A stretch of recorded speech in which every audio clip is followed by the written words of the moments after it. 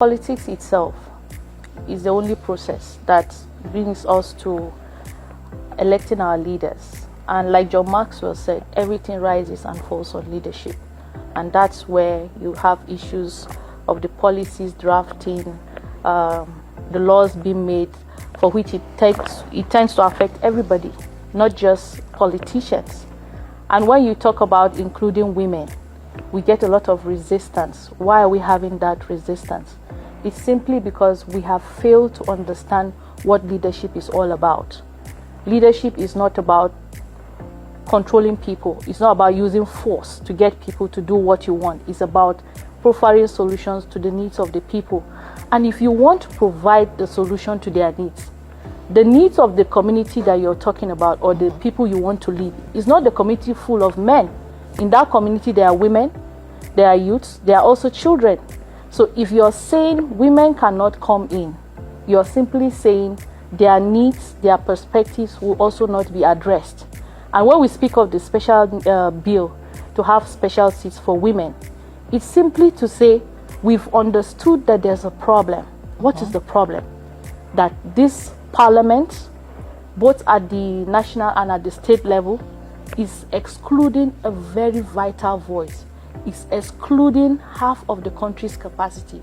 And the only way to have that done is to make sure that the barriers that exist for women attaining power is breached. Those special seats are not giveaway. They are not serving power a la carte to women, as some people have argued it.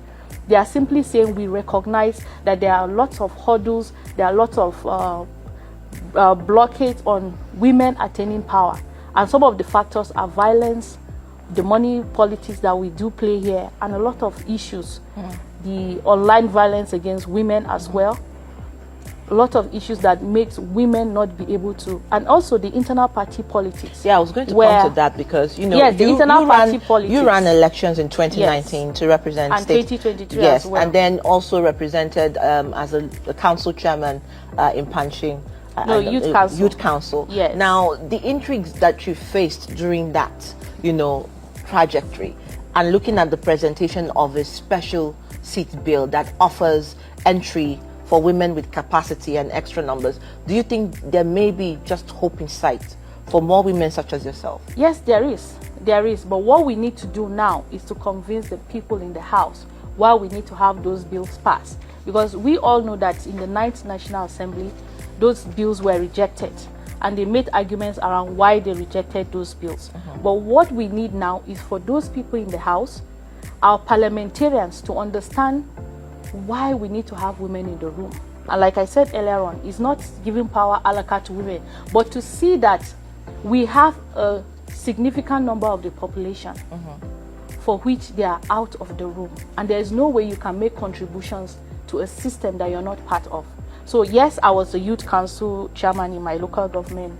From there, I contested for House of Assembly. I also contested for House of Reps. Yes. And all through, the experiences have shown me that if we allow women to go into the field, at the end of the day, we will not have the number in the room. And it is important for us to have the number in the room and the women seated at the table, because their perspective to solving problems are different. Their approach also is different. And if this is about leadership, then leadership should not be about gender. It should be about having inclusive voice. And that voice is not just about women, young women included. Because young women also cover a demography that is huge, not just as a voting population, but also a population that should not be ignored. Young women at the reproductive age, they give birth. So when they go to the hospitals, they know how bad our hospitals are. And now in the country, you go to teaching hospitals, you buy your cotton wool, your syringe and everything. That shows a collapse of our health sector. Young women also give birth. They have tender children that they go to so school. It's closer home to them. They feel it, they understand it.